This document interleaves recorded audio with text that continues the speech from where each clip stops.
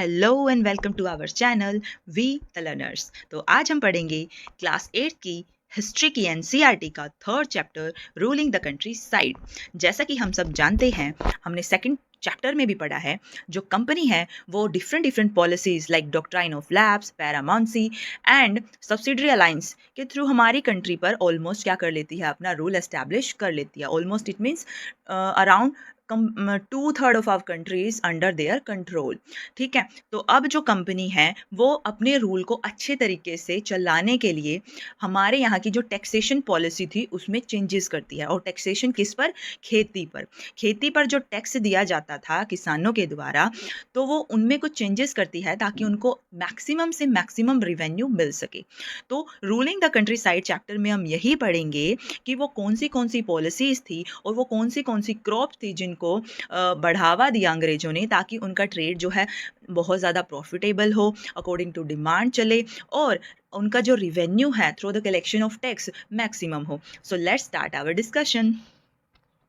The company became diwan. Last chapter में भी हमने पढ़ा था कि कंपनी को बक्सर के युद्ध के बाद, बैटल ऑफ बक्सर के बाद 1765 में क्या मिल गई थी? दीवानी। On 20th August 1765 the Mughal emperor appoint the East India company as the diwan of Bengal. देखो क्या बोला गया है यहाँ पे, जो मुगल एम्परर है उन्होंने 12 अगस्त 1765 को 1765 को कंपनी को दीवान अपॉइंट कर दिया। It means now company has power to collect tax.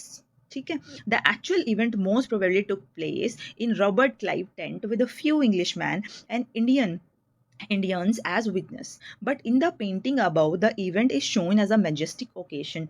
ठीक है ना, देखो ये जस्ट एक रेफरेंस सा दे रखा है, ये मतलब पॉइंट ऑफ डिस्कशन मेनली इस चैप्टर का नहीं है, जस्ट लिंक बता रखा है कि दीवानी का कब मिली थी, 1765 में मिली थी, और ये कोई मतलब एक नॉर्मल सी तरीके से ये सौंप दी गई थी।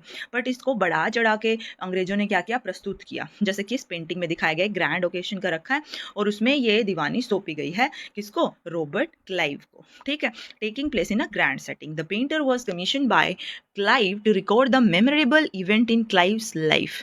ठीक है ना, जो पेंटर है वो अपॉइंट किया गया है, तो वो तो बढ़ा चढ़ाकर दिखाएगा ये इसको। The grant of Deewani clearly was one such event in British imagination. ठीक है ना, ये सब कुछ ग्रांट दिखा रखा है, जो ये इवेंट है ये भी एक इमेजिनेशन का पार्ट है। As diwan the company became the chief financial administrator of the territory under its control.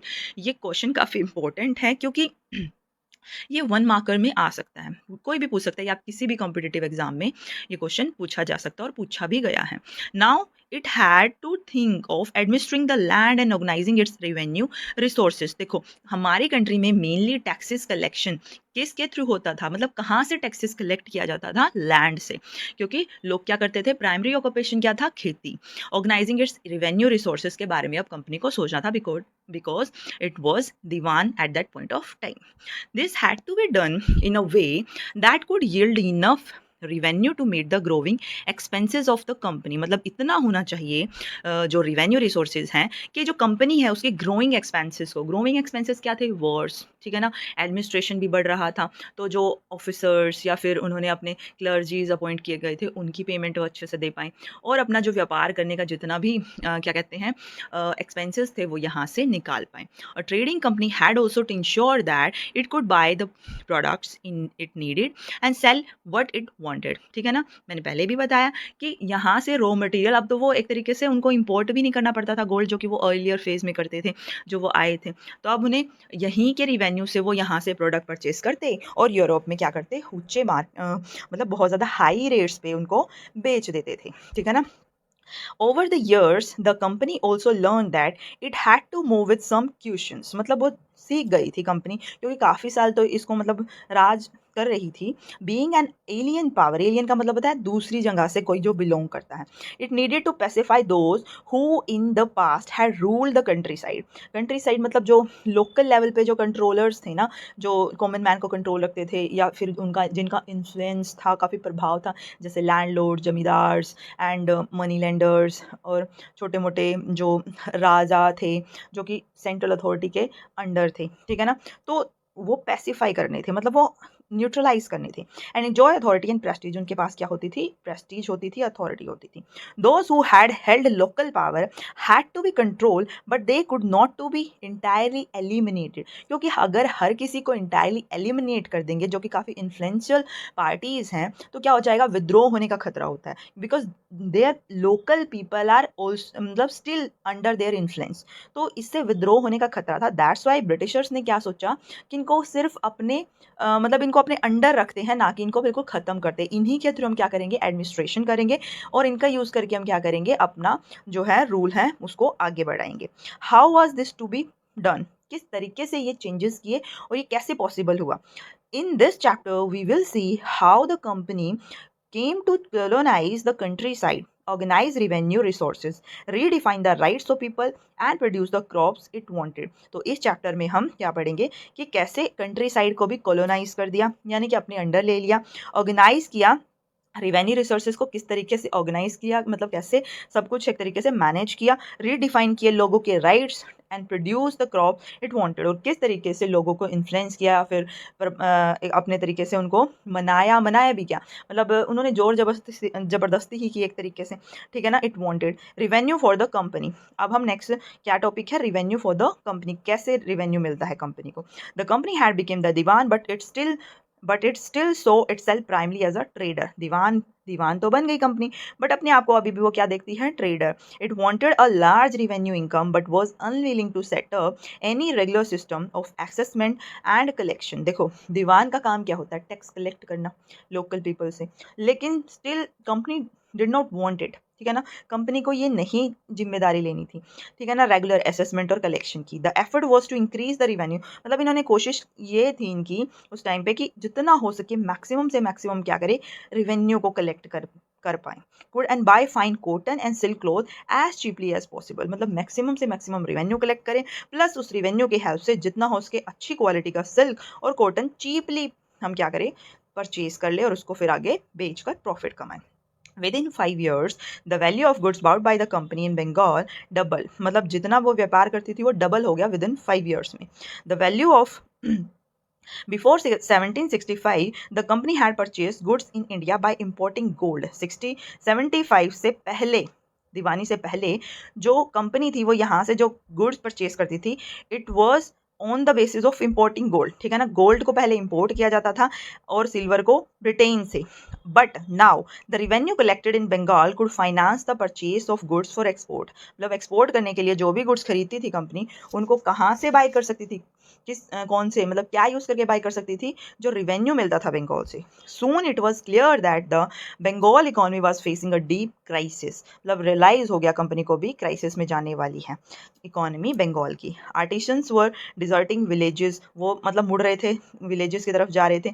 Since they were being forced to sell their goods to the company at low price, artist क्यों करेंगे? मतलब जिससे उसकी cost भी ना निकले, ठीक है ना, तो वो वहाँ पे काम करना क्यों पसंद करेंगे? वो भी कंट्री साइड जा रहे थे कि खेती करके अपना काम कर लेंगे, मजदूरी करके कर लेंगे, बट क्योंकि वो जो आर्टिस्ट का जो काम है वो तो अच्छे तरीके से प्रॉफिटेबली नहीं चल रहा था, तो वो भी छोड़ के जा रहे थे। Peasants were unable to pay the dues that were being demanded from them, peasants पे भी इतना ज़्यादा हाई टैक्सेस डिमांड की गई थी कि वो भी अपने ड्यूज नहीं दे पा रहे थे।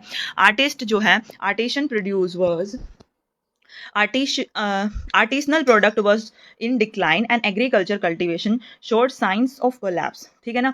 जो एग्रीकल्चर कल्टीवेशन है वो कोलैप्स हो रहा था। कोलैप्स इन द सेंस कि जितना भी प्रोडक्शन है वो कम होता जा रहा था regularly. Then in 1770 a terrible famine killed 10 million people in Bengal, क्योंकि जो गवर्नमेंट थी at that point of time, कौन सी गवर्नमेंट थी? जो ब्रिटिशर्स थे वो लोगों पर ध्यान नहीं दे रहे थे, यहाँ पर भूखमरी थी, ऊपर से फेमाइन हो गया। मतलब इस मिसमैनेजमेंट की वजह से 1770 में क्या हुआ? बहुत ज़्यादा भयानक फेमाइन, अकाल पड़ा, जिसकी वजह से 10 मिलियन लोगों की क्या हो गई? मौत हो गई। About 1/3 of the population was wiped out, मतलब जितनी पॉपुलेशन थी उसका 1/3 जो हिस्सा था वो खत्म हो गया था एक सिंगल फेमाइन की वजह से, ठीक है। नेक्स्ट क्या है? The need to improve agriculture. Then administration को रियलाइज हुआ कि हमें जो एग्रीकल्चर है उसमें इंप्रूवमेंट करने की ज़रूरत है। If the economy was in ruin, क्योंकि अगर एग्रीकल्चर में इंप्रूवमेंट नहीं हुई तो इकोनॉमी जो हो जाएगी, ख़त्म हो जाएगी, र्यून हो जाएगी, नष्ट हो जाएगी। तो रिवेन्यू कहाँ से अर्न करेगी company? Could the company be certain of its revenue income, मतलब क्या कोई भी मतलब टैक्स कलेक्टर सर्टन हो सकता है कि मुझे इतना तो टैक्स मिलेगा ही मिलेगा? Most company official begin to feel that investment in land had to be encouraged and agriculture had to be improved. मतलब ऑफिशियल्स को लगने लगा था कि लैंड को तो इनकरेज करना पड़ेगा, इन्वेस्टमेंट करनी पड़ेगी लैंड में, और एग्रीकल्चर में भी इम्प्रूवमेंट करना पड़ेगा ताकि क्रॉप की जो प्रोडक्शन है वो बढ़े और रिवेन्यू भी उसी के अकॉर्डिंग इंक्रीज हो। How was this to be done? लेकिन ये किया कैसे जाए? After 2 decades of debate on the question, the company finally introduce the permanent settlement in 1793। मतलब बहुत ज़्यादा डिस्कशंस के बाद, मतलब राउंड ऑफ टॉक्स के बाद क्या हुआ, डिसाइड हुआ कि क्या सेटलमेंट, मतलब क्या पॉलिसी लेके आई जाएगी टैक्स कलेक्शन की? Permanent settlement. कब आई है? 1793 में। By the term of the settlement, इसका मतलब क्या है? The rajas and taluqdars were recognise as जमींदार।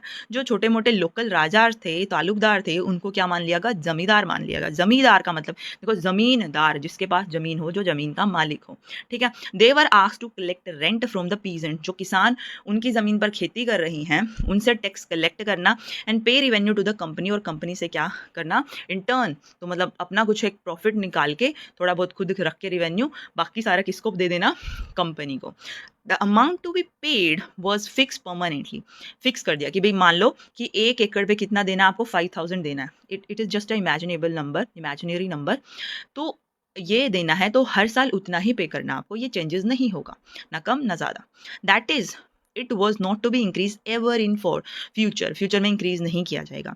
It was felt that this would ensure a regular flow of revenue. मतलब सोचा गया कि भाई रेगुलरली कंपनी को कोई हेडेक लेने की जरूरत नहीं है, इन्वेस्ट करने की भी जरूरत नहीं है खुद से, और ना ही क्रॉप इंप्रूवमेंट में करने की जरूरत है, बिकॉज हमें तो क्या मिल रहा है? रिवेन्यू मिल रहा है बहुत ज़्यादा, कंटिन्यूसली विदाउट एनी डिले, ठीक है।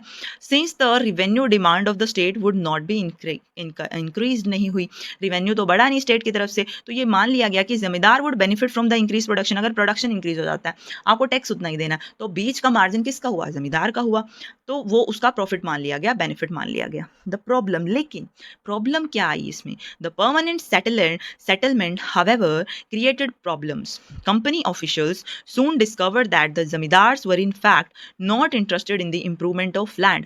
मतलब ऑफिशियल्स को ये पता लग चुका था कि जमींदार क्या है? कुछ इंप्रूवमेंट नहीं करे, वो सारा का सारा हड़प रहे हैं, खुद ही डगार मारे जा रहे हैं, ठीक है ना। हजम कर लिया उन्होंने जितना भी रिवेन्यू था, तो वो कुछ भी इन्वेस्ट तो कर ही नहीं रही। जैसे कि अगर मान लो कोई भी बिजनेसमैन है या फिर एक पीजेंट भी है, अगर उसके पास ज़्यादा रिवेन्यू आ जाता है तो वो कुछ ना कुछ इंप्रूवमेंट करने की कोशिश करता है कि नेक्स्ट टाइम फिर और ज़्यादा नेक्स्ट लेवल पे वो काम करे, ठीक है। तो जमींदार इन्वेस्टमेंट में इंटरेस्टेड ही नहीं थे। The revenue that had been fixed was so high that the zamindar found it difficult to pay. बहुत ज़्यादा हाई कर दिया, तो जमींदार को तो पे ही नहीं कर पा रहे थे, वो क्यों इंटरेस्ट लेंगे इन्वेस्टमेंट में? लेकिन अगर थोड़ा बहुत बढ़ भी जाता, वो कोशिश करता है भाई पहले ही इतना ज़्यादा देना, चलो जितना बच गया अच्छा ये मैं रख लेता हूँ।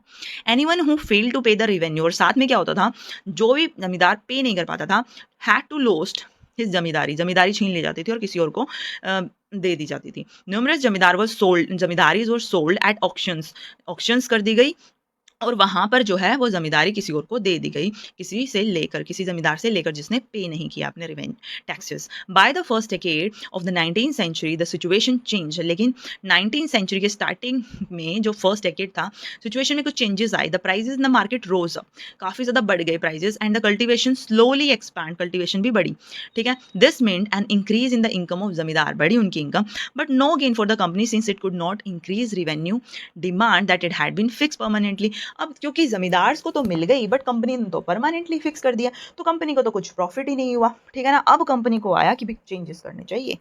इवन देन द जमींदार did not have an interest in improving the land.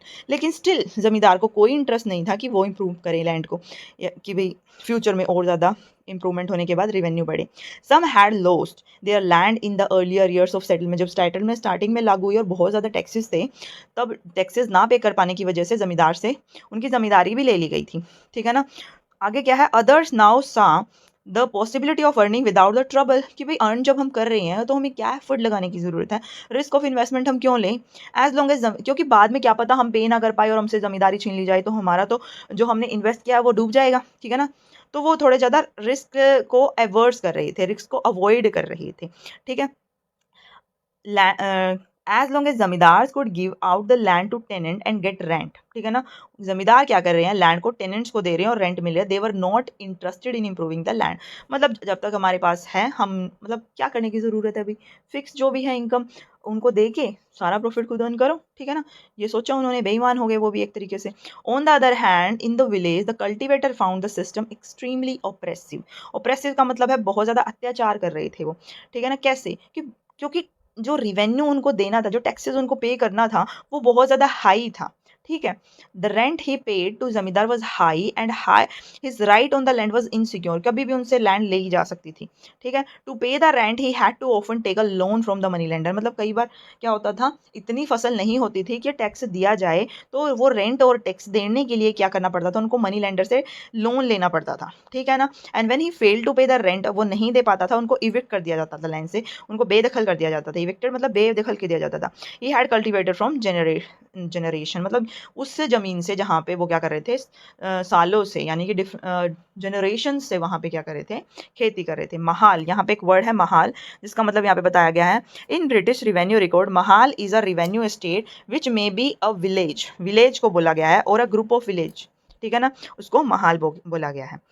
Next है और न्यू सिस्टम इज डिवाइस, क्योंकि काफ़ी सारी प्रॉब्लम फेस हो रही थी, सभी पार्टीज फेस कर रही थी, ब्रिटिशर्स को रिवेन्यू नहीं मिल रहा था, यानी कि रिवेन्यू अगर बढ़ रहा है तो उसका बेनिफिट नहीं हो रही था, ज़मींदार अगर पे नहीं कर पा रहा तो उसको उसकी ज़मींदारी छीन ली जा रही थी, और अगर पीजेंट नहीं पे कर पा रहा है टैक्स तो उससे भी उसकी ज़मीन छीन ली जाती है। तो इसमें परमानेंट सेटलमेंट सिस्टम जो था उसमें काफ़ी ज़्यादा ड्रॉबैक्स थी, तो इसी वजह से कंपनी ने सोचा कि लेट्स स्टार्ट समथिंग न्यू, ठीक है ना,